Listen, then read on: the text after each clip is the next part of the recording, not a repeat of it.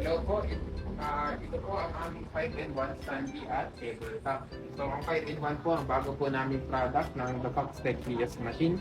So meron na po siyang built-in receipt printer na may print pattern na rin pag hinugot niyo po. 10-inch screen na tablet. Ang gamit din po naming payment modules ay universal wall slot na may anti-hook. Natanggap na po piso hanggang 20, luma at bago.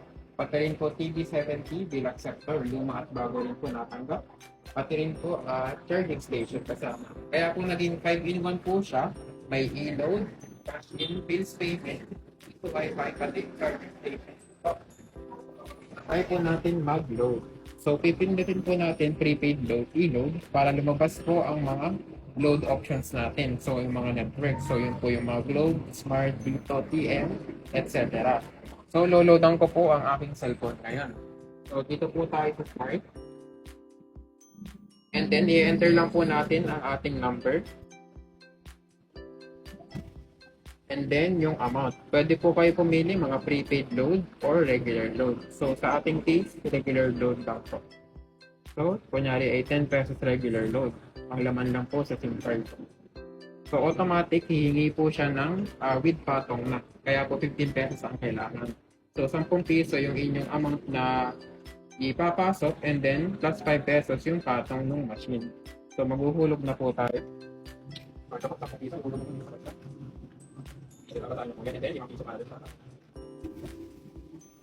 So, yun. Pagka-process, yun, transaction successful. Pwede po tayo mag-print receipt or i-picturean po natin itong QR code. So, pwede pa natin picturean siya. And then, pag isaskan po yung QR code, may digital receipt din po naman nalalabas. So, optional lang din naman po yung receipt. So, check po sa aking cellphone yan. Dumating na po. So, 56 PM. So, ito po yung 10 pesos load. Ito po tayo. So, sa cash-in services, hindi lang po GCash at Maya. Meron din po Palawan Pay, Maybank, pati rin po yung sa mga auto sweep, yung sa mga toll, at saka iba pa po. So, ito pa po yung ibang pwedeng cash-in services na digital wallet. So, try po natin mag-GCash cash-in. Tulad lang po yung kanina sa group, enter lang po natin yung number. Pag-enter po yung exact amount. 100 pesos po. Meron din pong lalabas na reminder fee. Apply pa rin po dito sa machine yung ating monthly limit na 8,000 free cash-in. Pag lumampas na po tayo sa 8,000 na free cash-in, kakaltas na po sa inyong mismo pinasok. So, yun lang po yung reminder. So, ito po, lumabas 100 pesos ang aking ika-cash in plus 12 pesos na patong. So, napapatok na po. And then, yung pesos na po.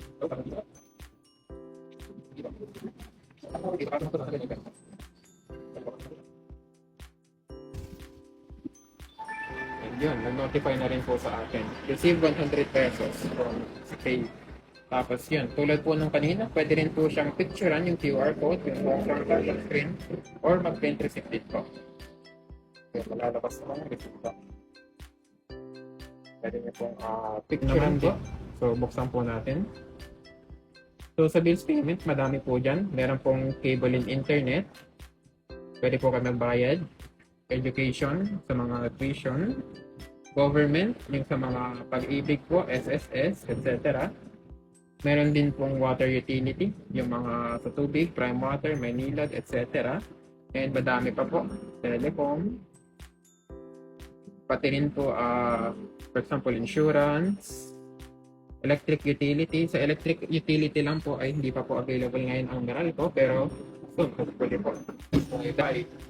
So, ang 5-in-1 po natin, utility na ito ang Wi-Fi. At na rin po ang Wi-Fi. So, gagawin lang po, meron naman po dito na instruction dito na naman. Pag input po dito, meron po connected piso Wi-Fi. So, ito lang po naman actually ay instructions po siya. So, hindi po kayo dito mismo magtatransact. So, susundin lang po natin instructions nun. So, yun. Ang ano po nila, connect po tayo sa piso Wi-Fi. So, buksan nyo lang po ang Wi-Fi ng inyong cellphone. And then, yun, lalabas po dapat ito. So, connect po kayo. So, connect po ito. So, connect po ito. So, connect po ito. So, 10.0. Habang connected dun sa piso wifi. And lalabas po itong payment portals na to. So sa payment portal, sa una pa lang, actually, pag hindi po kayo connected dito, disconnected ang lalabas dito sa taas. So kailangan nyo po mag-insert coin para magkaroon ng oras. So mag-insert coin po ako. And may lalabas pong ganun. So synchronize po siya sa tablet screen. Maghuhulog po ako ng pera para magkaroon ako ng oras sa wifi. So ito pong 20 pesos ang aking ihuhulog. Basta po siya. Then yun, may oras na po ako na 8 hours sa talaga na 20 pesos. Yun naman pong time nito at value ay na-edit naman. So I can pay. Then yun, nandito po yung aking 8 hours na hinulog. Ito lang po yung mga nakaraan ko pong transaction pero yun po yung aking oras. Pwede po siyang gamitin pero already connected na po ako. So yun po kung paano gamitin ang piece of Wi-Fi.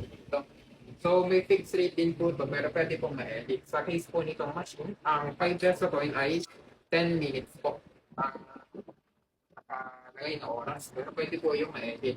So ito po yung camera niya po. May Type-C, Android or Type-A at saka Apple po, Lightning.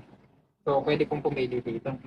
So pag isasaksak ko po to dahil wala pa pong oras, hindi po yan mag-charge. Pero pag naghulog po ako, ito po 5 piso.